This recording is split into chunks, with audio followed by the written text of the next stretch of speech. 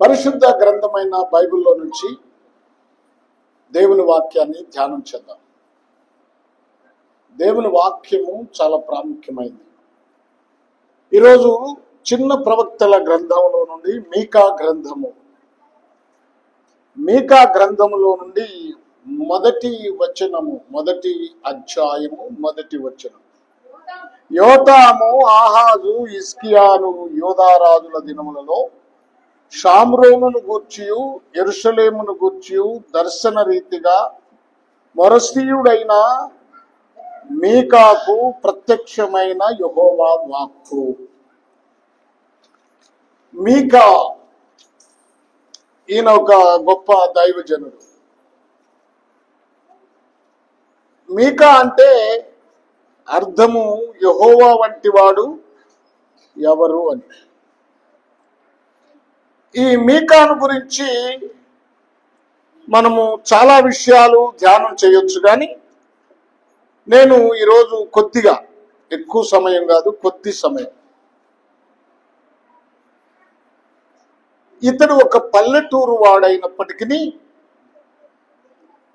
జ్ఞానవంతుడు అని చెప్పాలి. దైవ శక్తి కలిగిన వాడు, భవిష్యత్తును స్పష్టంగా చూచి ప్రవచించిన ప్రవక్త మీకా. ఈ మీకా షామ్రోను యొక్క పతనాన్ని గురించి ప్రవచించాడు. ఆ తర్వాత యెరూషలేము యొక్క విధ్వంసమును గురించి ప్రవచించాడు. బబులోను చెర నుంచి విడుదల గురించి ప్రవచించిన ప్రవక్త మీకా. మరొక ప్రాముఖ్యమైన విషయం ఏమిటంటే, ఈ లోకాన్ని రక్షించటానికి రాబోతున్నటువంటి మెస్సయ్య అంటే ప్రభు అయిన యేసుక్రీస్తుని గురించి ఆ రోజునే ప్రవచించిన ప్రవక్త మీకా. ఈ 5వ అధ్యాయము 2వ వచనంలో ఉంటుంది. సరే, మనం జ్ఞాపకం చేసుకుందాం. ఈ మీకా జీవితం చాలా ప్రాముఖ్యమైందని మీకు నేను జ్ఞాపకం చేస్తా ఉన్నాను. మీకా అంటే అర్థం యెహోవా వంటివాడు ఎవడు. బైబిల్ నందు మీకా అనే పేరు కలిగిన వారు 13 మంది ఉన్నారు. ఇప్పుడు మనం ధ్యానం చేస్తున్నటువంటి ఈ మీకా గ్రంథాన్ని రాసినటువంటి ప్రవక్త అయినటువంటి మీకా. ఇతడు క్రీస్తుకు పూర్వం 751వ సంవత్సరం నుండి 687వ సంవత్సరం వరకు ప్రవచించిన ప్రవక్త. ఇతడు ప్రవక్త అయిన యెషయా కాలంలో ఉన్నాడని కొంతమంది చరిత్రకారులు ఈయన యెషయాకు శిష్యుడని కూడా చెప్తారు. ఎందుకంటే వారిద్దరూ ప్రవచించిన ప్రవచనం యెషయా గ్రంథములో 2వ అధ్యాయము 2వ వచనం నుంచి చదవదులండి. మీకా గ్రంథము 4వ అధ్యాయము మొదటి 3 వచనాలు చాలా దగ్గర సంబంధంగా ఉన్నాయి గనక. సరే, ఇప్పుడు మొదటిది మీకా అంటే పేరుకు అర్థాన్ని చెప్పాను. యెహోవా వంటి వాడు ఎవరు? యెహోవా లాంటి వాడు, యెహోవా వంటి వాడు ఎవరు? యెహోవా ఎవరు, ఎలాంటి వాడు? ఇప్పుడు చదవండి. లేవియా కాండము 11వ అధ్యాయము 44వ వచనం చూడండి. ఏమంటున్నాడు? నేను నీ దేవుడనైన యెహోవాను. ఎలాంటి వాడంట మీకా? యెహోవా పరిశుద్ధుడను. జాగ్రత్తగా వినాలి.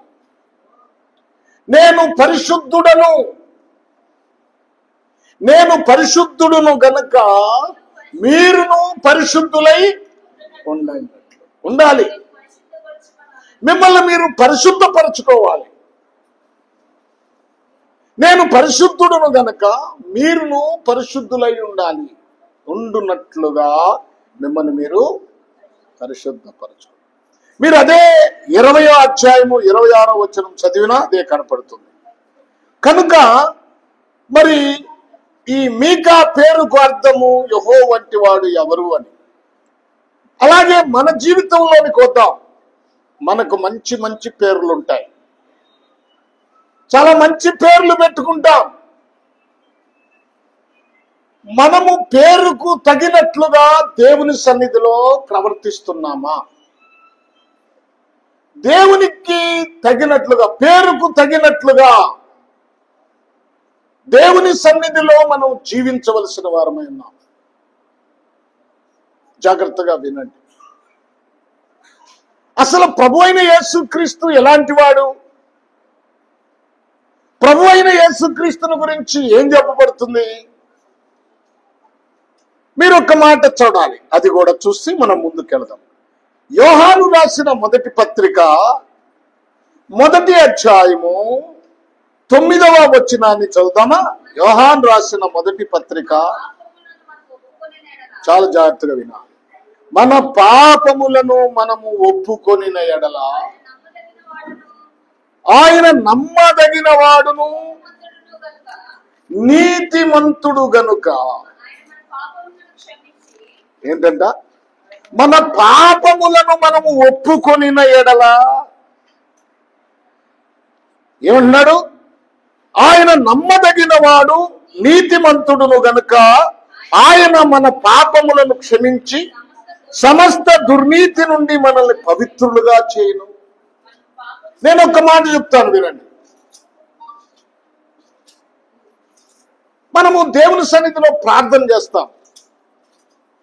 మీరు ఎప్పుడైనా మీ పాపాలను మీరు ఒప్పుకున్నారా అని అడిగితే ఏం చెప్తారు? ఒప్పుకున్నానండి. ఎలా ఒప్పుకున్నారు? మీరు ప్రార్థన చేస్తారు. వాస్తవమే. ఏమని చేస్తారు? నేను పాపిని ప్రభువా, నన్ను క్షమించంటారు. అది మంది మీద మిరియాలు జల్లినట్లుగా ఆ ప్రార్థన ఉంటుంది. చాలా డిస్టర్బెన్స్ గా ఉంది పిల్లల విషయంలో.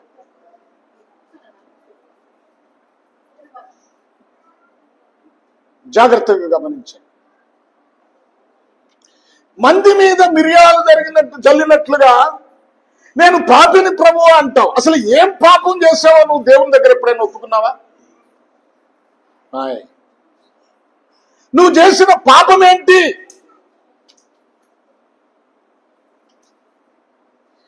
మీరు విశ్వాసులుగా దేవుని సన్నిధికి వస్తున్నారు, మంచిదే. ఎప్పుడైనా మీ కుటుంబంలో నీ భర్త ఎడల నువ్వు చేసిన తప్పిదాన్ని ఒప్పుకున్నావా? నీ భార్య ఎడల నువ్వు చేసిన తప్పిదాన్ని ఒప్పుకున్నావా? నీ అత్తమామల ఎడల చేసిన తప్పిదాన్ని ఒప్పుకున్నావా? లేక నీ కోడల ఎడల నువ్వు చేసిన అరాచక కార్యక్రమాన్ని నువ్వు దేవుని సన్నిధిలో ఒప్పుకున్నావా? నీ ఇరుగు పొరుగు వారి ఎడల, లేకపోతే ఇంకెక్కడైనా నీ ఆఫీసులో కానీ నువ్వు అక్రంగా మాట్లాడిన మాటలు, నువ్వు అక్రంగా ప్రవర్తించిన ప్రవర్తన, ప్రభువా నీ వాక్యానికి వ్యతిరేకంగా నేను ఈ తప్పు చేశాను ప్రభువా, నన్ను క్షమించు ప్రభువా అని ఎప్పుడైనా ఆ ప్రార్థనలో మీరు ఒప్పుకున్నారా? ఒప్పుకున్నారా? జనరల్ గా నేను పాపిని ప్రభువా, అది సహజమే. ప్రతి మానవుడు పాపియే. మానవుడని ప్రతివాడు పాపే. మరి నేను పాపిని ప్రభు అంటే ఏం పాపం చేశావు నువ్వు? నీ బ్రతుకులో ఏ విధమైన తప్పిదం ఉన్నది? నీలో క్రోధంగా ఇతరులను చూస్తున్నావా? అవమానకరంగా ఇతరులను మాట్లాడావా? ఏమన్నా దొంగతనం చేసావా? నీ చూపులో కామ సంబంధమైన చూపుందా? అక్రమ తలంపులు ఏమన్నా వస్తున్నాయా? ఇతరుల ఎడల తక్కువ భావం ఏమన్నా నీలో కలుగుతుందా? వీటి విషయమై ఎప్పుడైనా దేవుని సన్నిధిలో ఒప్పుకున్నావా? మన దేవుడు యేసుక్రీస్తు వంటి వాడెవరు? ఆయన నమ్మదగినవాడు, నీతిమంతుడు కనుక ఆయన మన పాపములను క్షమించి దుర్నీతి నుండి మనల్ని పవిత్రులుగా చేయువాడు. మనల్ని ఏం చేస్తాడంట? పవిత్రులుగా చేయువాడు, పరిశుద్ధమైన జీవితంగా మార్చేవాడు ఎవరంటే ప్రభు అయిన యేసుక్రీస్తు వారు.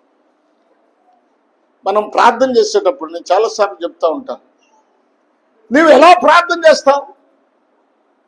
ప్రభువా, ఇదిగో నాకు అనారోగ్యంగా ఉంది, లేకపోతే ఫలాని వాళ్ళకి అనారోగ్యంగా ఉంది, లేకపోతే నేను ఇల్లు కడుతూ ఉన్నాను మధ్యలో ఆగిపోయింది, దాని సంగతి చూడు, లేకపోతే మా అబ్బాయి పెళ్లి సంగతి చూడు, మా అమ్మాయి పెళ్లి సంగతి చూడు, బాగా కట్నం వచ్చేటట్లుగా చూడు. నిన్న ఒక పాస్టర్ గారు వాళ్ళ మా అబ్బాయికి సంబంధం చూడమని చెప్తున్నాడు, నాతో కూడా చెప్పాడు. ఏంటయ్యా మరి ఏంటి, మరి మంచి అమ్మాయి ఉంటే చేసుకుంటావంటే చేసుకుంటా, కానీ తమ్ముడే. ఇంకోటి ఏంది అయ్యా, పేకాటే. అప్పు పాస్టర్ గారి నోట తమ్ముడే పేకాట, కట్నమే. మరి నువ్వు పాస్టర్ కదా, పాస్టర్ అయినా అంతేనయ్యా. ఇప్పుడు మంచి కట్నం ఇచ్చే అమ్మాయి కోసం చూస్తూ ఉంటారు. పాస్టర్ గారు మా అబ్బాయికి ఒక మంచి సంబంధం చూడండి, చూస్తాను. కట్నం అవన్నీ తర్వాత అండి. ఏది కట్నం తర్వాత సంగతి. ముందు అమ్మాయి నచ్చాలి, వాళ్ళు నచ్చాలి, నచ్చిన తర్వాత అప్పుడు కట్నం. మరి కట్నం నచ్చకపోతే పిల్ల నచ్చినా, కట్నం నచ్చకపోతే పెళ్లి జరగదు. కట్నం నచ్చితేనే పెళ్లి. మా అమ్మాయికి మంచి సంబంధం చూడు ప్రభువా, నీదే బాధ్యత.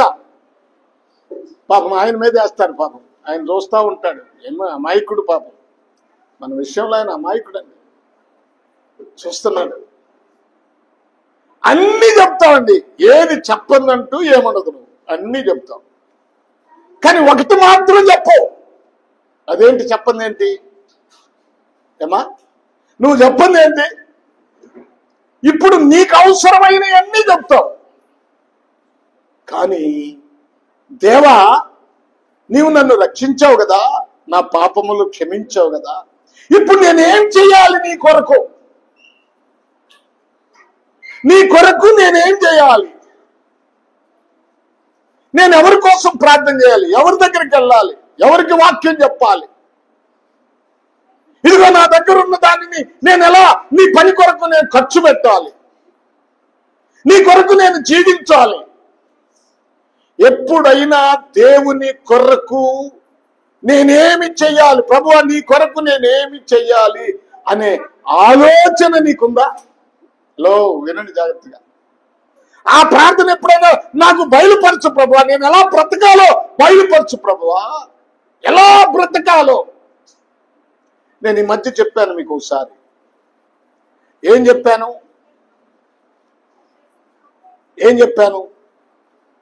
నీవు ఎందుకోసం బ్రతుకుతున్నావు?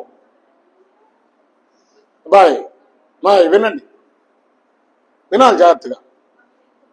నువ్వెందుకోసం బ్రతుకుతున్నావు? నువ్వు ఎప్పుడైనా ఆలోచించావా? నువ్వెందుకోసం బ్రతుకుతున్నావు?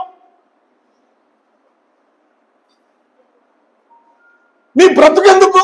అదేందయ్యా, దేవుడు పుట్టించాడు, బతుకుతున్నాము, ఏంది నువ్వు అట్ట మాట్లాడతావు అంటే, నిన్నెందుకు పుట్టించాడు? నీకెందుకు ఆయన జన్మనిచ్చాడు? ఏమండి, సాయిగా తిని తాగి ఇష్టం వచ్చినట్లుగా నువ్వు బ్రతకటానికా, సుఖించటానికా? యేసు ప్రభు ఈ లోకములోనికి ఎందుకు వచ్చాడు చెప్పండి? ఎవరి కోసం వచ్చాడు? ఈ లోకములో ఎవరి కోసం ఆయన బ్రతికాడు? ఎవరి కోసం ఆయన పనిచేశాడు? మరి నువ్వెవరి కోసం బ్రతుకుతున్నావు? నువ్వెవరి కోసం పనిచేస్తున్నావు? ఎప్పుడైనా ఆలోచించావా? నీ బ్రతుకులో దేవుణ్ణి సంతోషపెట్టే కార్యములు ఏమున్నాయో ఎప్పుడన్నా ఆలోచించావా? అవేం మనకు పట్టవు, అవేం మనకు అవసరం లేదు. వచ్చామా ఆదివారం నాడు ప్రార్థనకు వచ్చామా, అది కూడా చాలా నిర్లక్ష్యంగా వస్తుంది. దేవుడు అంటే భయం లేదు చాలా మందికి, నిర్లక్ష్యం. దేవుని సన్నిధిని నిర్లక్ష్యపరిచేవారు దేవుడు రేపు అడుగుతాడు. ఓ మాట చెప్పొచ్చు, దేవుని సన్నిధిని నిర్లక్ష్యపరచడం అది శాపమే. ప్రభునందు ప్రియ దేవుని పిల్లలారా, మనం జ్ఞాపకం చేసుకుందాం, ఆయన నమ్మదగిన దేవుడైతే ఆ నమ్మదగిన దేవుని సన్నిధిలో నువ్వు ఎలా ప్రవర్తిస్తున్నావు? ఆయన పరిశుద్ధుడైతే ఆ పరిశుద్ధుడైన దేవుని సన్నిధిలో నువ్వెలా ప్రవర్తిస్తున్నావు? ఉందా పరిశుద్ధత? నేను పరిశుద్ధుడను గనక మీరును పరిశుద్ధులై ఉండమన్నాడు కదా. పరిశుద్ధత. మీరు అన్ని బాగా విలువగానే చూస్తారండి. ఈ దేశంలో ప్రధానమంత్రి అంటే నీకు చాలా విలువ, ముఖ్యమంత్రి అంటే చాలా విలువ, కలెక్టర్ అంటే చాలా విలువ. చూడండి,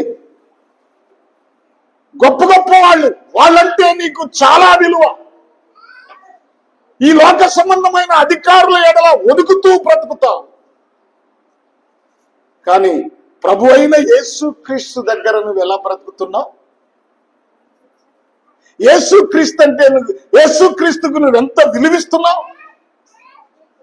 ఆయన నిన్ను ఇంతగా ప్రేమించి నీ కోసం ఆయన శ్రమపడి, నీ కోసం ఆయన మరణం పొంది, నీ కోసం ఆయన ఎంతో త్యాగం చేస్తే, అలాంటి యేసు దగ్గర నీవు ఎలా వణుకుతున్నావా? ప్రభు అంటే నీలో భయం ఉంది? అసలు భయం లేని బ్రతుకు అది దేవునికి ఇష్టం. చూడండి, యేసు మన పాపములను క్షమించటానికి అధికారం. ఏం అధికారం? చరిత్రలో ఎవ్వరికి పాపాలు క్షమించటానికి అధికారం లేదు. మార్కు రాసిన సువార్త 2వ అధ్యాయము 10వ వచనాన్ని ఒకసారి చదవండి. 2వ అధ్యాయం 10వ వచనం చూడండి. మార్కు రాసిన సువార్త. అయితే పాపములను క్షమించుటకు, చూడండి, భూమి మీద మనుష్య కుమారునికి అధికారము కలదని మీరు తెలుసుకోవాలి. చాలా మీరు తెలుసుకోవాల్సిన విషయం ఏమిటంటే, భూమి మీద పాపాలు క్షమించటానికి మనుష్య కుమారునికి అధికారము కలదు. ఆయన ఒక్కడే. నువ్వు ఎన్ని తీర్థయాత్రలు చేసినా, ఎన్ని నదుల స్నానాలు చేసినా, ఎన్ని యాగాలు చేసినా, ఎన్ని యజ్ఞాలు చేసినా, నువ్వు ఎన్ని సంతర్పణలు చేసినా నీ పాపాలు క్షమించబడవు. నీ పాపము క్షమించేది ఒక్క ప్రభు అయిన యేసుక్రీస్తు మాత్రమే. ఏమనుకుంటున్నావు నువ్వు యేసుక్రీస్తుని గురించి? యేసుక్రీస్తు అంటే ఎవరనుకుంటున్నావు? ఒకసారి యేసు ప్రభు వారు పిలుపుదైన కైసరేకు వచ్చినప్పుడు ప్రభు అడుగుతున్నాడు, శిష్యులను అడుగుతున్నాడు. ఏమని అడుగుతున్నాడు?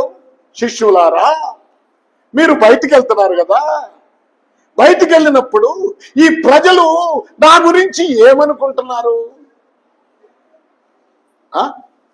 ఏమనుకుంటున్నారు నా గురించి అని అడిగాడు. అప్పుడు వాళ్ళు ఏం చెప్తున్నారంటే, అయ్యా, నువ్వు బాప్తిసం ఇచ్చి యోహానువని, నువ్వు ఇర్మియావని, లేకపోతే ఒక ప్రవక్తల్లో ఒకడవని. చూడండి, మత్తయి రాసిన సువార్త 16వ అధ్యాయంలోకి ఒకసారి రండి. ఏమన్నారు? కొందరు బాప్తిసం ఇచ్చి యోహానని, కొందరు ఏలియా అని, కొందరు ఇర్మియా అనియో లేక ప్రవక్తల్లో ఒకడనియో చెప్పుకొనుచున్నారు. మా యేసు ప్రభుని ఎవరని చెప్పుకుంటున్నారంట? ఇప్పుడు వాళ్ళని అడగండి. అప్పుడంటే ఇశ్రాయేలీలు యూదుల మధ్యలో యేసు ప్రభు వారు శిష్యుల్ని మాట అడిగితే ఆయన ఈ విధంగా చెప్పారు. ఏలియా అని చెప్పుకున్నారయ్యా, ఇర్మియా అని చెప్పుకున్నారయ్యా, బాప్తిసం ఇచ్చి యోహాను అని చెప్పుకున్నారయ్యా, ప్రవక్తల్లో ఒకడని చెప్పుకున్నారయ్యా అని చెప్పారు. ఇప్పుడు వాళ్ళని అడిగితే ఇప్పుడు యేసు ప్రభు ఎవరనుకుంటున్నావని ఎవరినన్నా బయట హైందవులను అడగండి, వాడు ఒక మాట చెప్తాడు. ఒకళ్ళు కొంతమంది కొన్ని మాటలు చెప్తారు. ఒకడు ఆయన మంచి మోడల్ అండి అంటారు, మంచి సూక్తులు చెప్పాడండి అంటారు కొంతమంది. కొంతమంది ఏందండి చిలువలో 3 మేకులు కూడా పీక్కోలేక అలాగే గిలగిల్లాడుతా చచ్చిపోయాడు, ఆయన ఏంటండి అంటారు. యేసు ప్రభు ఆయన ఎక్కడో యూదుల్లో పుట్టాడయ్యా అంటారు. చూడండి, ఇప్పుడు జనాంగం అలా అంటారు. సరే, వాళ్ళ సంగతి పక్కన పెట్టండి. మీరేమనుకుంటున్నారు యేసుని గురించి? మీరందరూ ఏమనుకుంటున్నారు యేసుని గురించి? యేసు అంటే ఎవరు అనుకుంటున్నారు?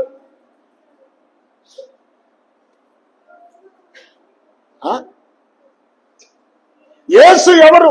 పేతురు అంటున్నాడు, నువ్వు సజీవుడు అయిన దేవుని కుమారుడు అయిన క్రీస్తు అని చెప్పాను. ఎస్, మన ఉద్దేశం ఏంటి? ఏమండి, చాలా మంది రకరకాల మన గురించి ఏం చెప్పండి. ఇప్పుడు ఎవరన్నా, నేను అడుగుతున్నాను, మీరు నా గురించి ఏమనుకుంటున్నారు? విశ్వాసులారు మీరేమనుకుంటున్నారు? బయట వాళ్ళు అడిగితే, నేను ఒక ఆయన మొన్న ఈ మధ్యకాలంలో ఒక ఆయనకేమండి బాగా సంపాదించాడు అని చెప్పుకుంటున్నారంట. ఆయనకి ఇప్పుడు కూడా గోల్డ్ వస్తాయండి అని చెప్పుకుంటున్నారు. సరే, నేనన్నాను, బయట వాళ్ళు ఏదో చెప్పుకుంటారండి. మరి సంఘస్థులైన మీరేమనుకుంటున్నారు నా గురించి? ఏమనుకుంటున్నారు? నా పరిస్థితి గురించి ఏమనుకుంటున్నారు? బాగా ఉండే అనుకుంటున్నారా? మీరు కూడా అలాగే తప్పుడు సమాచారమా నా మీద? చాలా మందికి అలాంటి ఆలోచన ఉంది. బయటికి వెళ్తే సామాన్యంగా వెళ్తున్నామా? మరి ఆ వేషాలు, ఇది చిన్న కొడుకు కారు, పెద్ద కొడుకు కారు, ఈ కార్ల మీద తిరుగుతుంటే ఏమనుకుంటారని? డబ్బులు ఉండే కనుక. కానీ నా సంగతి కొంతమందికి బాగా తెలుసు. సరే, నా సంగతి పక్కన పెట్టండి. మనం ఇప్పుడు యేసుని గురించి మీరేమనుకుంటున్నారు? ఏమనుకుంటున్నారు? ఆయన ఎలాంటి దేవుడు అనుకుంటున్నారు? మనకు వరాలిచ్చే దేవుడు అనుకుంటున్నారా? మనకు కావాల్సినవన్నీ అడిగితే పాపం అమాయకుడు అన్నీ తీరుస్తున్నాడు, నాకు రోగం వస్తే బాగు చేస్తున్నాడు, నాకు అవసరమైతే ఏది అడిగితే అది ఇస్తున్నాడు అనుకుంటున్నారా? కాదు. ఆయన ఇప్పుడు అలాగే చేస్తాడు. ఇప్పుడు ప్రేమ చూపిస్తున్నాడు. ఆయన నమ్మకమైన వాడు, పరిశుద్ధుడు, దయ చూపేవాడు. కానీ ఒక దినం ఉందండి, ఒక రోజు ఉంది. ఆ రోజు వచ్చినప్పుడు ఆయన లాంటి వాడు ఎవరు లేరు. ఆయన శిక్షించినట్లుగా ఎవరు శిక్షించరు. కనుక ఆ శిక్షకు పాత్రులు కాకుండా ఉండాలంటే మీరు జాగ్రత్తగా బ్రతకాలి, నమ్మకంగా బ్రతకాలి. చూడండి, ప్రభునందు ప్రియ దేవుని పిల్లలారా, మన ప్రభు ఇప్పుడు మన మీద జాలి పడుతున్నాడండి. ఇప్పుడు మన ప్రభువు మన మీద కనికరం చూపిస్తున్నాడు. యేసు ప్రభువు సత్యమైన దేవుడు. మనం కూడా అలాగే ఉండాలి. సత్యానికి సాక్ష్యం ఇవ్వటానికి మన ప్రభు అయిన యేసుక్రీస్తు లోకములోనికి వచ్చాడు. అర్థమైందా? మనం ఇప్పుడు దేనిని చూడాలి? మనం ఎవరిని చూడాలి? మనము యేసుక్రీస్తు శిలువను చూడాలి. ఆయన చేసిన యజ్ఞాన్ని చూడాలి. పేతుర్ని నువ్వు ధన్యుడువు బర్యోనా అన్నాడా? తర్వాత ఏమన్నాడా? తర్వాత నేను యెరూషలేమునకు వెళ్తున్నాను, అనేకుల చేత నేను, చూడండి అక్కడే మీరు మత్తయి రాసిన సువార్త 16వ అధ్యాయంలో ఏమన్నాడు అక్కడ? చూడండి, 21 అప్పటి నుండి తాను యెరూషలేమునకు వెళ్ళి పెద్దల చేతను ప్రధాన యాజకుల చేతను శాస్త్రుల చేతను అనేక హింసలు పొంది చంపబడి 3వ దినమున లేచుట అగత్యమని యేసు తన శిష్యులకు తెలియజేయ మొదలు పెట్టగా పేతురు ఆయన చెయ్యి పట్టుకుని, ప్రభువా అది నీకు దూరమగునుగాక. ఏంటంట? అది నీకు దూరమగునుగాక, అది నీకెన్నడను కలగదని ఆయనను గద్దింపసాగాను. సరే, ఇక్కడ విషయం ఏంటంటే ఇతడు మనుష్యుని ఆలోచనే చేస్తున్నాడు.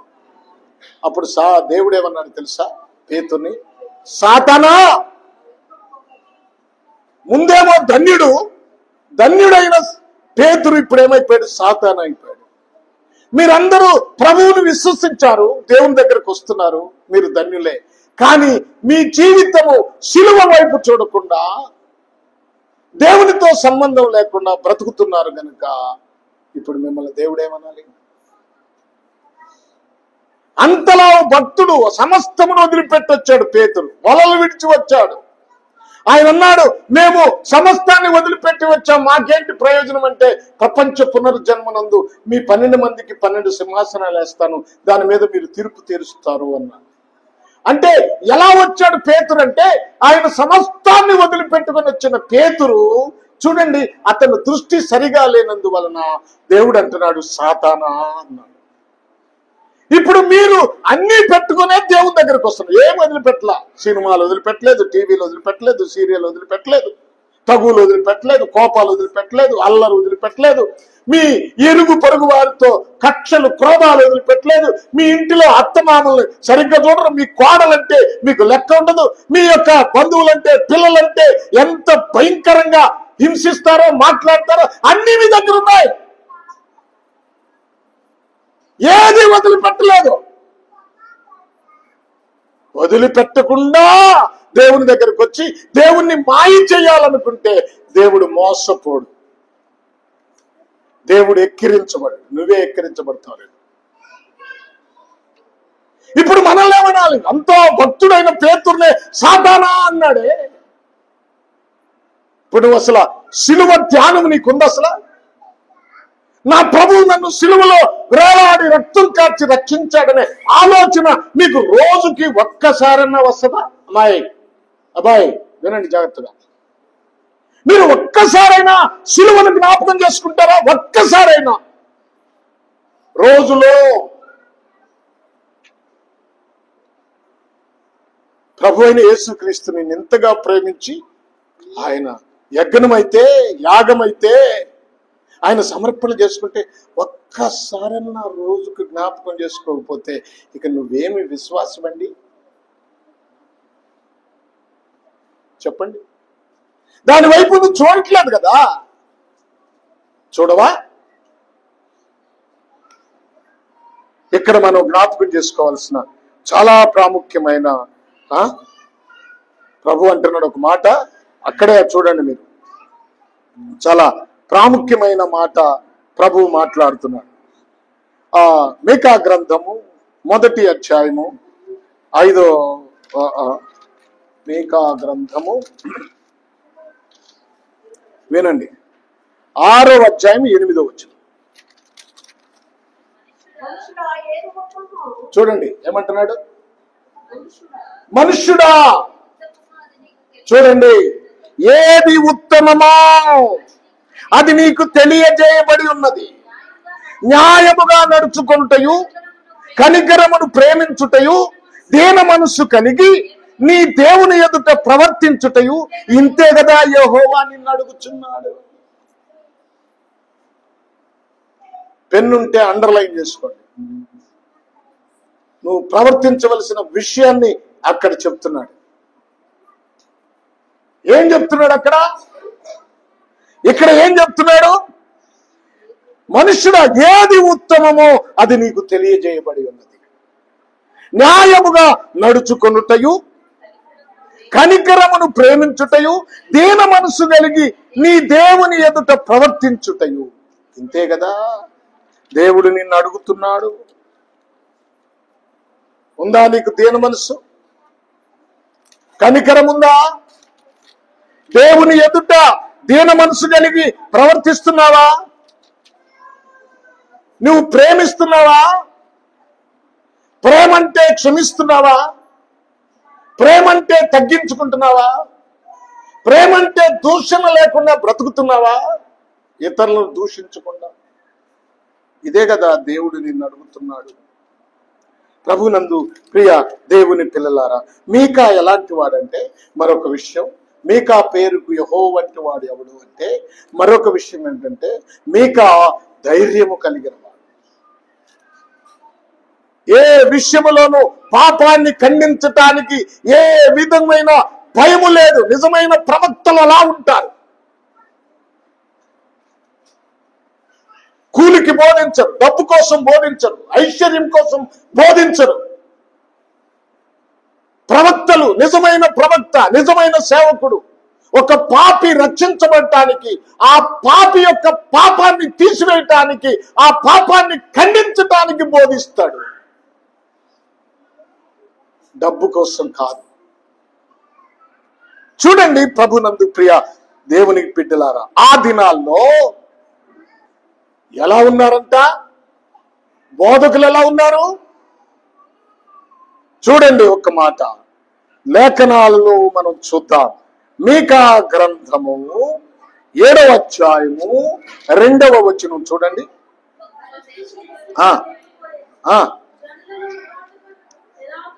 భక్తుడు దేశములో లేకపోయెను, జనులలో యథార్థపరుడు ఒక్కడును లేడు, అందరూ ప్రాణహాని చేయుటకై పొంచియుండు వారే, ప్రతి మనుష్యుడు కిరాతకుడై.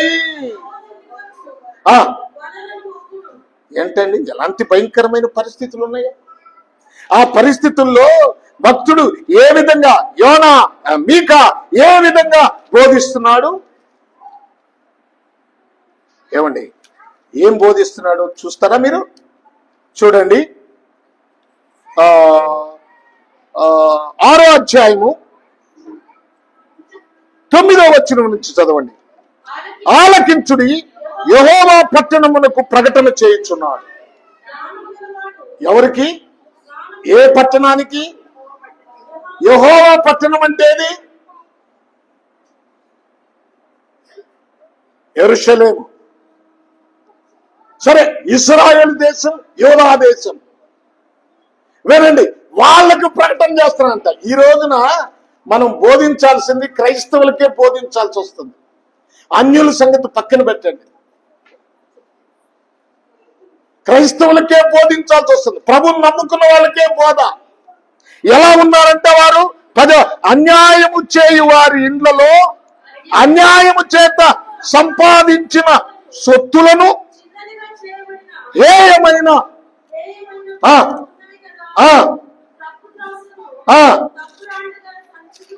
తప్పు త్రాసును, తప్పు రాళ్లు గల సంచయు ఉంచుకొని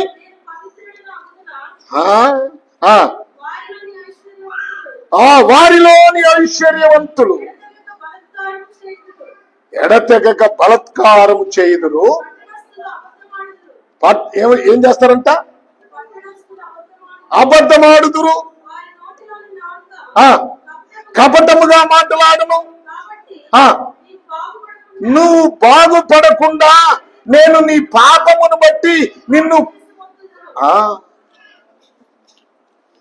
ఈ రోజున వినండి జాగ్రత్తగా, మీ నోట ఏ మాటలు ఉన్నాయి? మీరు అబద్ధపు మాటలు మీ నోట లేవా? కపటపు మాటలు మీ నోట లేవా? మీరు వీటిని మానుకోకుండా ఉంటే దేవుడు మొత్తకుండా ఉంటాడా? శిక్షించకుండా ఉంటాడా? చెప్పండి. ఆ 7వ అధ్యాయము 2వ వచనం చూడండి. భక్తుడు దేశంలో లేకపోయిను,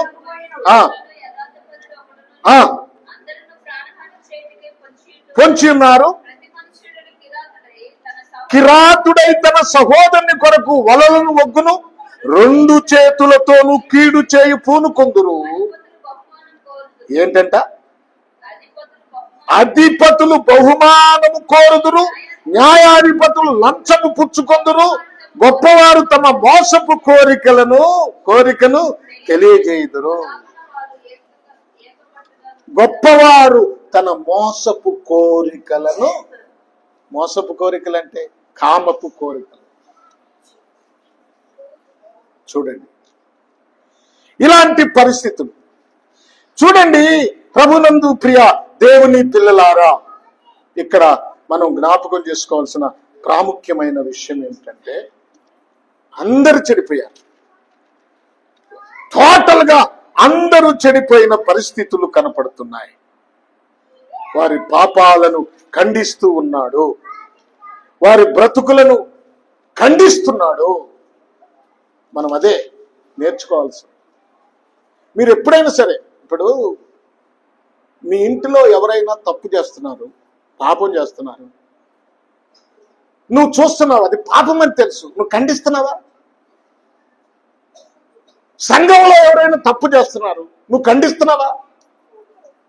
నాకెందుకయ్యా, వాళ్ళు చాలా మంది నోరేసుకొని నా మీద పడిపోతారు, ఎట్టబోతే నాకెందుకు అనుకుంటున్నావు?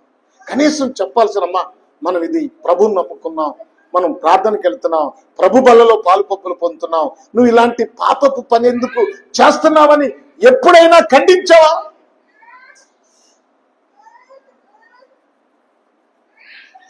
చూడండి ప్రభునందు ప్రియా దేవుని పిల్లలారా, ఈ శ్రేష్టమైన సమయం. చూడండి ధైర్యము కలిగి ప్రజలు చెడిపోయిన స్థితిని చూసి మీకా వేదన చెందుతూ వారి పాపాలను ఖండిస్తున్నారు. మీకాకి దేవుని పని మీద తప్ప, దేవుని ఆలోచనలు తప్ప భౌతికమైన దాని మీద, దేని మీద మనసు లేదు. కారణం ఏంటంటే ఇక్కడ జీవించేది కొద్ది తిండాలి. ఈ అవయవాలను ప్రేమించలేదు. రాత్రి ఒక పురుషోత్తం గారి పాట ఒకటి వింటున్నాను. పాట వింటుంటే అక్కడ ఆయన ఏమంటున్నాడు తెలుసా? ఈ అవయవాలతో, అమ్మా అయ్యా అవయవాలారా, మీ టైం అయిపోయింది, ఇప్పుడైనా నన్ను వదిలి వెళ్ళిపోండి. శరీరంతో చెప్పుకోండి, నన్ను వదిలి వెళ్ళిపో. ఎంతకాలం నన్ను అంటి పెట్టుకొని ఉంటావు, వదిలిపో, వదిలి వెళ్ళిపో అని చెప్తున్నాడు ఆయన. చూడండి ఇవన్నీ కొన్ని దినాలేనండి. ఈ మోసపూరితమైన శరీరం ఇది. ఈ శరీరం కోసం ఎంత కష్టపడాల్సి వస్తుందో, కానీ ఆత్మను కాపాడుకోవాలి, ఆత్మ సంబంధమైన జీవితాన్ని కాపాడుకోవాలి. మీకా ధైర్యంగా బోధిస్తున్నాడు, ధైర్యంగా హెచ్చరిస్తున్నాడు. మీకాలో చాలా లక్షణాలు ఉన్నాయి, శ్రేష్టమైన లక్షణాలు. వాటన్నిటినీ మనం ఒక్కొక్కటి ధ్యానం చేస్తే చాలా విషయాలు కనపడతాయి. బాప్తిస్మ ఇచ్చి యోహాన్ ఏమన్నాడు? సర్ప సంతానమా, ఏమన్నా తగ్గాడా? ఆయన ఏమన్నా భౌతికమైన వాటిని ఆశించాడా? రాజు దగ్గరికి వెళ్ళి, అసలు ఎంత ధైర్యం అండి, పరిగెత్తుకుంటూ వెళ్ళాడు రాజు దగ్గరికి. అరే అబ్బా, అయ్యా యోహాన్ గారు ఆగండి ఆగండి ఆగండి అన్న, ఆగులేదు, ఏమీ లేదు. హేరోదు దగ్గరికి వెళ్ళి, హేరోదు ఏమయ్యా ఇంత నీచంగా ప్రవర్తిస్తున్నావు, నీ సహోదరుడి భార్యను నువ్వు ఉంచుకుంటావా?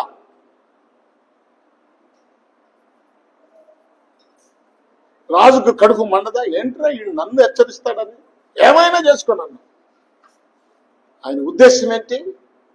పాపాన్ని ఖండించటమే, పాపాన్ని ఖండించటమే ఆయన ఉద్దేశం. యేసు ప్రభు సమాధి సున్నం కొట్టిన సమాధులారా అన్నాడు శాస్త్రులను, పరిసయ్యులను. సర్పములారా అన్నాడు, మీ నోట విషమున్నది. ఆగలేదే? భౌతికమైన వాటిని ప్రేమించలేదే?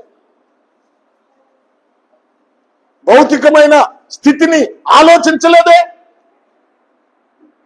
కనుక చూడండి ప్రభునందు ప్రియ దేవుని పిల్లలు, ఒక మాట చదవండి, ఒక మాట ముగిస్తాను. రాజుల మొదటి గ్రంథము 22వ అధ్యాయము మనము 21 నుంచి చదివితే, సరే వద్దులేండి, చదివితే చాలా ఉంది. ఇంకొక ప్రవక్తున్నాడు మీకాయే, ఈయనేమో మీకా అయితే మీకాయి ఉన్నాడు ఇంకొక ఆయన. ఆయన రాజు, ఇశ్రాయేలు రాజు, ఆ ఇశ్రాయేల్ రాజు అహాబు వాళ్ళ ఉన్నటువంటి రామ్ గిలాదు మీదకి ఆ ప్రాంతాన్ని శత్రువులు ఆక్రమించుకున్నప్పుడు యెహోషాపాతుతో కూడా అడిగి వారు యుద్ధానికి వెళ్ళేటప్పుడు ప్రవక్తల చేత విచారణ చేయిస్తున్నారు. చాలా ఆశ్చర్యకరంగా ఉంటుంది. 400 మంది ప్రవక్తలు వచ్చేసి రాజుకు జయము జయము జయము జయము అని చెప్తున్నారు. నువ్వు గెలుస్తావు, నువ్వు ఆక్రమించుకుంటావు, మరలా తిరిగిందని దొంగ ప్రవచనాలు చెప్తున్నారు. ఈరోజు బోధకులు అలా తయారయ్యారు. ఇప్పుడు వాళ్ళు అలా చెప్పటానికి కారణం ఏమిటంటే ఒక ఆత్మ వారి నోటిలో ప్రవేశించింది, అబద్ధము చెప్పిస్తుంది ఆ బోధకుల చేత. ఇప్పుడు ఆ యెహోషాపాతుకు అర్థమైంది, ఏమి ఒక్కడన్నా లేడా సరైనడు అయ్యా, ఇంకెవరన్నా ఉన్నాయంటే పలానా ఆయన ఉన్నాడయ్యా, మేకాయని ఆయన నా గురించి ఎప్పుడు మంచిగా చెప్పడు, నాకు వ్యతిరేకంగా చెప్తాడంటే కాదయ్యా నువ్వు అట్టనొద్దు, పిలిపించన్నాడు. ఆయన వచ్చిన తర్వాత చాలా సంగతి ఇప్పుడు అంటాడు, లేదు నాయన, ఇశ్రాయేలీలు కాపరు లేని గొర్రెల వలె కొండలకు పరిగెడతారయ్యా,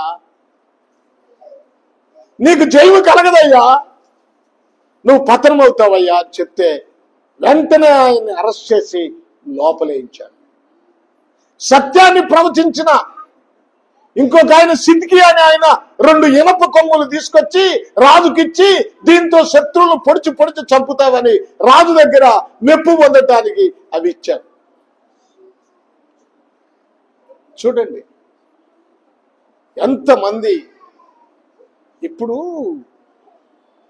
వాస్తవాలు చెప్పే ప్రవక్తలు కావాలి, సత్యాన్ని బోధించే ప్రవక్తలు కావాలి, ప్రజలను మోసం చేసే ప్రవక్తలు కాదు. ప్రవక్తల నోట దురాత్మ ఉండి ఏవేవో మాట్లాడిస్తున్నాడు ఈ రోజుల్లో, కడవరి దినాల్లో. జాగ్రత్త. ఇప్పుడంతా ఏమైంది, ఇప్పుడు ముగిస్తున్నాను. మనకు ఎలాంటి వాళ్ళు కావాలో తెలుసా? కూర్చో. ఎలాంటి వాళ్ళు కావాలో తెలుసా? మనకి ఎలాంటి ప్రవక్తలు కావాలో తెలుసా? మొదటి శతాబ్దములో ఉన్నటువంటి సేవకులు ఉన్నారే, వారు జీవితాలను త్యాగం చేసి ప్రజల కోసం తమ్ము తాము సమర్పించుకున్నటువంటి ప్రవక్తలు కావాలి. ఇప్పుడు 20వ శతాబ్దము, ఈ శతాబ్దంలో ఉన్న సేవకుల వైపు మనం చూస్తున్నాం. అబ్బా, ఆయన చూడరా, ఆయన సూటు చూడు, ఆయన పూటు చూడు, ఆయన సంఘం చూడు, ఆయన మంది చూడు.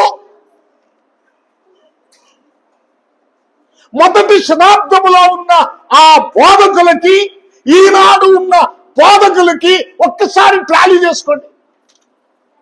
వారు ఎంత త్యాగం చేశారో, భౌతికమైన వాటిని ఆశించకుండా ప్రభు పనిలో నమ్మకంగా ప్రాణాలను సైతం అప్పగించి తను తాను సమర్పించుకున్న బోధకులు వాళ్ళు ఇక్కడికి వచ్చేటప్పటికి ప్రజల దగ్గర సొత్తును ఏ విధంగా లాక్కోవాలి, ఏ విధంగా సంపాదించుకోవాలని ఆ ప్రయాసపడుతూ సువార్త చేస్తున్న బోధకులు ఈనాటి బోధకులు, ఆనాటి బోధకులు, ఈనాటి బోధకులు. ఏ బోధకులు కావాలి మీకు? ఏ బోధకులు కావాలి మీకు? ఈ మధ్యకాలంలో బోధకులకు పిచ్చి బాగా ఎక్కింది. విగ్రహాలకు పెట్టి తినొచ్చా తినకూడదా, దాన్ని ఎంత హైలైట్ చేశారంటే అసలు అది అవసరమా? లేనిపోని ఆ బోధకుడిని తిట్టి, ఈ బోధకుడిని తిట్టి, వాడిని తిట్టి, ఈయన్ని తిట్టి, అది అట్టాడు, ఇది ఇట్టాడు, ఇట్టాడు అని చెప్పుకుంటూ కాలక్షేపం చేస్తున్న బోధకులు. చూడండి, సత్యాన్ని ప్రకటించి పాపాన్ని ఖండించే బోధకులు కావాలి మనకి. అలాంటి బోధలు కావాలి మనకి. మనల్ని మెప్పించేది కాదు. మనల్ని మెప్పుతున్నారంటే మనకు షోపు రాస్తున్నారు. మనల్ని పాపాలను ఖండిస్తున్నారంటే నీ బ్రతుకును మారుస్తున్నారని అర్థం. నువ్వు బాగుపడాలనే ఉద్దేశం. చాలా మందికి నువ్వు బాగుపడాలని లేదు, భౌతికంగా నువ్వు బాగుపడిన దానిలో వాటా తీసుకోవాలనే ఉద్దేశం. గుర్తుపెట్టుకో, నేను ఇలా మాట్లాడుతున్నానని మీరే, ఎందుకంటే ఇది ఆన్లైన్లో వెళ్తుంది. సత్యాన్ని ప్రకటించటం మన ధర్మం, వాస్తవాలను చెప్పటం మన ధర్మం. ప్రభు అందుకే కదా మనల్ని ఏర్పాటు చేసుకుంది, అందుకే కదా మనల్ని పిలిచింది. ఇందాక చెప్పానే, బాప్తిస్మం ఇచ్చే యోహాను ఏం చేశాడు? ఆయన అపోస్తలులు ఏం చేశారు? త్యాగం చేశారు జీవితాలు. నువ్వు అంత చేయకపోయినా కనీసం నీవన్నా ఇక్కడ ఉన్నప్పుడైనా వాస్తవాలను బోధించాలి కదా, సత్యాన్ని ప్రకటించాలి కదా. బోధ బాగానే ఉన్నట్టుంటది కదా, బోధ బాగానే ఉన్నట్టుంటది. ఆ బోధను మీరు జ్ఞాపకం చేసుకుంటే, జ్ఞానంతో ఆలోచిస్తే అప్పుడు అర్థమవుతుంది దానిలో ఉన్న లోపాలేంటో. ఒక ఆవిందంటే యేసన్న గారి మందిరానికి వెళ్తే ఎంత మందో, ఎంత చక్కగా ఉంటుందో, ఎంత ఇట్టటి ఇలా చెప్పే వాక్యం ఉంటుందా? ఇలా చెప్పగలరా? చెప్తే వస్తారా అక్కడికి? చూడండి, పెద్ద పెద్ద సంఘాలు ఇలా చెప్పలేరు, చెబితే వారు రారు. ప్రభునందు ప్రియులారా, అందుకనే చిన్న మంద